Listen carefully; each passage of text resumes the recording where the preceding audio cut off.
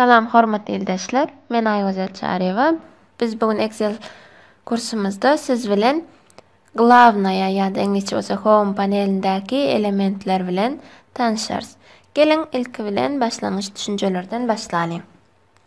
Kalibr näme etýär? Öýçüge, ne şu A1 öýçügimize gelin sendik bir söz ýazyp görelim. Salam. Indi mesela şu sözümüzü bu yerde bu kalibr näme anlatýar? Fontunu yani şriftini anlatýar. Haýsy goýmak isleýäs? Bizim Anjerian ýa-da Arial we şulaň haýsyny goýmak istesek goýup bilýäris.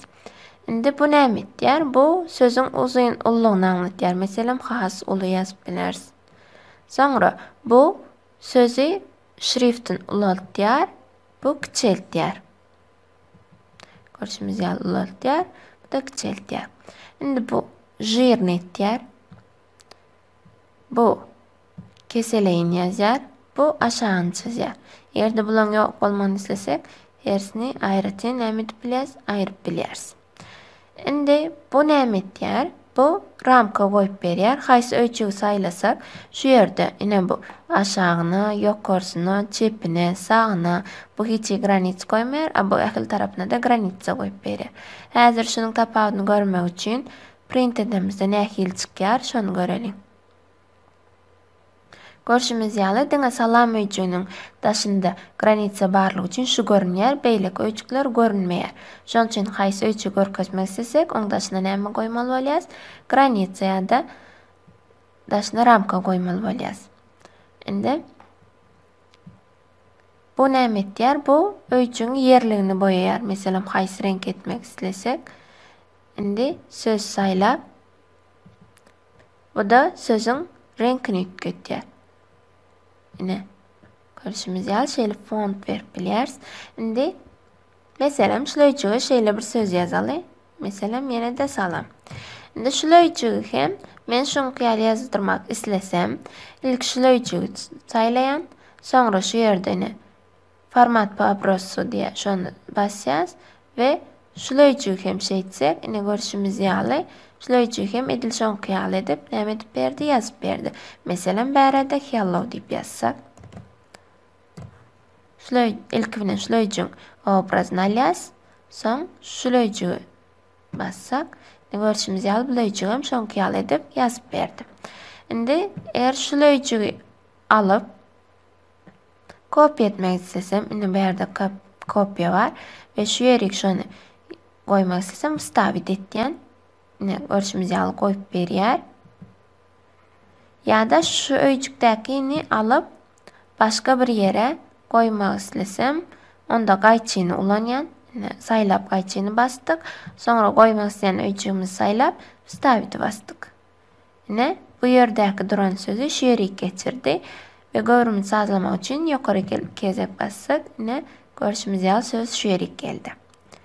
Indi başga bular ortada, gyrada goýmak üçin meselem şu sözü ortada goýmak isleýäs. Bu dikligine, bu da keseligine ortany görkezýär. Meselem aşagrakdan bolsun ýa-da has ýokardan bolsun.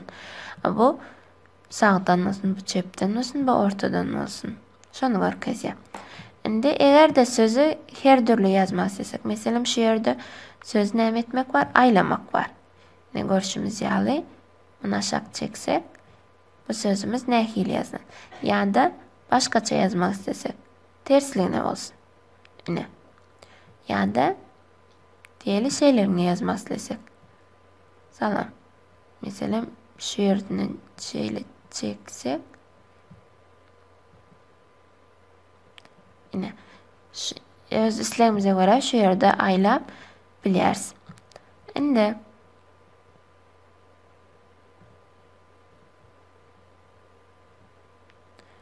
diýeli biz şu öýçükleri birleşdirmek isleýäs. Edil bir öýçük ýaly görkezmek islesek, onda şu ýerde abedinit var. Şonu basýas. Görüşimiz ýaly bu ýerde öz hem görkezýär. Görüşimiz ýaly birinji, ikinji öýçügi birleşdirip Täze bir öýçük ýasýar. Ne biziň hem görüşimiz ýaly, näçe öýçügi saýlap bir öýçük etdi. Indi men ýalňyş bitirdim. Men bu öýçügi bir öýçük etmek isleýän ok diýseňiz, onda şunu ýene bir gezek bassak, görüşimiz ýaly ýanky görnüşe dolanyp geldik. Indi format bermek islesek, şu ýerde özüniň stilleri var. Haýsyny bermek islesek, şolary näme edip bilýäs, saýlap bilýäris. Mesela bu öýçügimiz şeýle bolsun, bu öýçügimiz beýle bolsun, bu öýçügimiz şeýle bolsun. Ne şu görnüşde edip bilýäris. Indi eger häzir biz ähli zady bozmak isleýäris, onda Ctrl A-ny, ýani garaç klavişalardan Ctrl A-ny basýas. Ol diýmek, ni sözüniň ol sözünden gelip çykýar we ählisini saýlaýar we delete düýmesini basyp delete edip bilýäris. Ýa-da Ctrl Z basyp iza dönüp bilýäris. Görüşimiz ýaly ähli zady näme izigder haýsy amallary ýerine ýetiren bolsak, şonu izigder izlana gidip dur. Bugünkü sapamyz hem şunun bilen tamam boldy. Endiki sapaklarda görüşýänçe hoş, sag bolun.